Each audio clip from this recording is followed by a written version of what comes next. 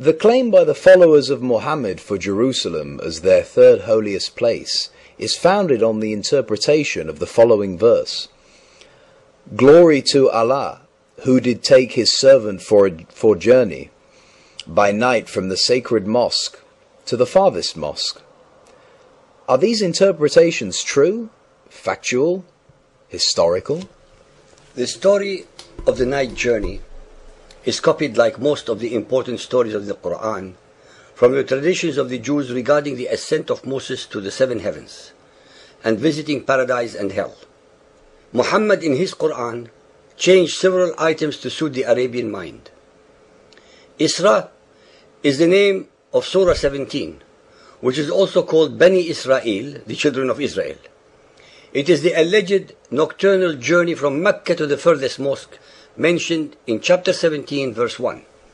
Glory to Allah, who did take his servant for journey, Asra, by night from the sacred mosque, Al-Masjid al-Haram, to the furthest mosque, Al-Masjid al-Aqsa. Even the obvious should be pointed out to the listener, that the name of Jerusalem is not even once mentioned anywhere in the Quran. Jerusalem, on the other hand, is mentioned 667 times in the Bible. This alleged event is described in Bukhari Hadith 1.345, and it says, Gabriel took Muhammad by hand to the first heaven, where there is no mention of Jerusalem. Bukhari Hadith 5227 and 4.429. Gabriel and Buraq go to the first heaven. Again, there is no mention of Jerusalem. Bukhari Hadith 9.608. Gabriel took Muhammad by hand to the first heaven. Yet once more, there is no mention of Jerusalem. The explanation of this ayah or verse is found first and foremost in the only biography of Muhammad written by Muhammad ibn Ishaq in his book Sirat Rasulullah. He informs us with great honesty, on the authority of Muhammad's premier wife, Aisha, that his body never left her side and that he was only transported spiritually. This is corroborated by the Qarawiyun library manuscript in Fez, Morocco, where it repeats that Aisha, the Prophet's wife and most intimate companion of his later years, declared emphatically that he was transported in his spirit, biruhihi, while his body did not leave its place.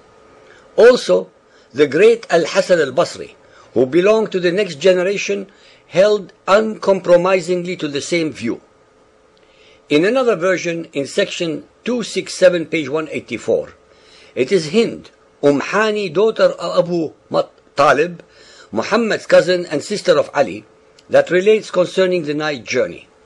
The apostle went on no night journey except while he was in my house. He slept that night in my house.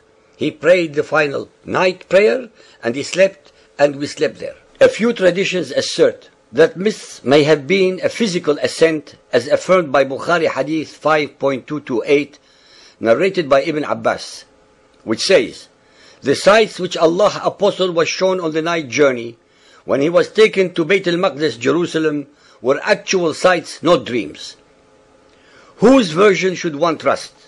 That of the wife who slept with him, or of his companions who were not present? Neither the Quran, which did not allow for a single miracle to be performed, nor Muhammad ever declared that it was a miracle. The most damning and damaging evidence against this concocted story is the historical and incontrovertible fact that there was no masjid, mosque, or temple of Solomon in Jerusalem at the time of Muhammad, since this temple had already been destroyed by the Romans at least 580 years earlier. Hence the verse could not possibly and realistically have meant Jerusalem.